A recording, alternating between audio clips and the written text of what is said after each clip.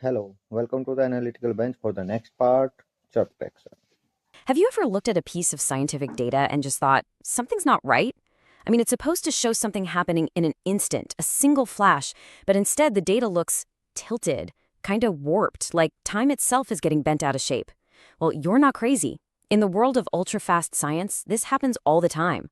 Today, we're going to unravel this mystery and show you the super clever fix that turns a complete mess into a crystal clear discovery. All right, so first things first, let's set the scene. We're diving into a world that's unbelievably fast and incredibly small. We're talking about events that happen in femtoseconds.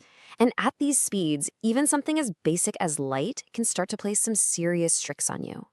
Okay, so here's the big puzzle. You trigger an event with a laser. It happens in a flash, right? It should be instantaneous, a single vertical line on a graph.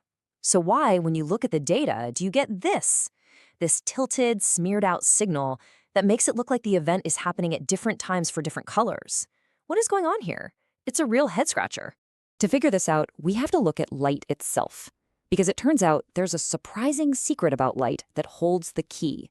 Believe it or not, the answer to our puzzle is a race. Think of it like this.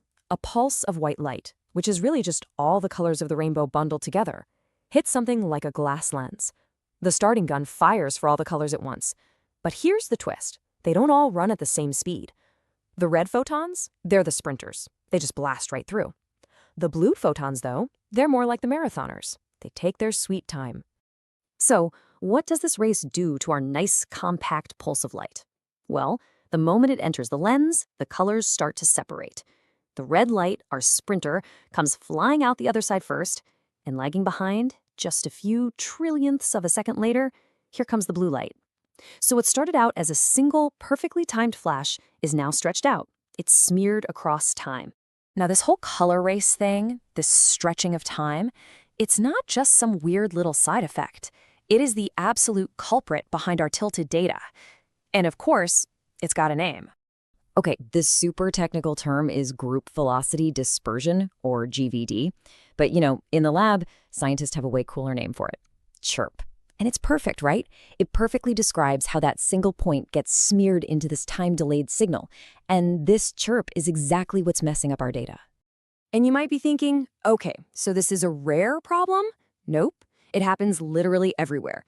Every single lens the light passes through, the special crystals they use, even the little container holding the sample. Every single piece of glass adds a little more stretch, a little more tilt. It is an unavoidable part of doing the experiment, which is why learning how to fix it is absolutely crucial. So, we've identified our culprit, chirp. Now, how do we clean up the crime scene? This is where some really clever data analysis comes into play. We have to find a way to mathematically hit the rewind button and undo all that time smearing. Now, the goal itself is pretty simple to understand. We need to create one single universal starting line for every single color that was in that race. We call this true time zero, or T0. It's the moment the event actually happened, before everything got stretched out. And here's the brilliant way scientists actually do it. First, they look at that messy, tilted signal and they pick out a few different colors, say a red, a green, a blue. For each one, they find the exact moment that color's signal arrived. These are their anchor points. When they plot those points, they get a curve that perfectly maps out how the time delay changes with color. Then, and this is the key, they use a mathematical function to draw a perfect line through those points. Once they have that magic formula, the software can go in and digitally slide every color's timeline back or forward, lining them all up perfectly at that one universal time zero. Okay, so we've walked through the problem, we've found the cause, and we've got the mathematical fix. Now for the fun part. Let's see the dramatic payoff for all that work. So here we are again, back with our original data, a confusing, distorted picture where one single event looks like it's happening at all different times. It's messy, it's misleading, and honestly, it's totally useless for drawing any real conclusions. And now, after the correction, bam, look at that. It's a clean, perfectly vertical line. Every single color is firing at the exact same moment in time. The timeline has been completely fixed. What was once a meaningless jumble of data is now a crystal clear signal, ready for some real science. And listen, this is so much more than just making a graph look pretty. This correction is the difference between having nonsense and having a groundbreaking scientific discovery. This is what lets scientists accurately measure incredibly fast processes, like how energy moves around inside a solar cell. Without this step, any data they get on fast reactions is just plain wrong.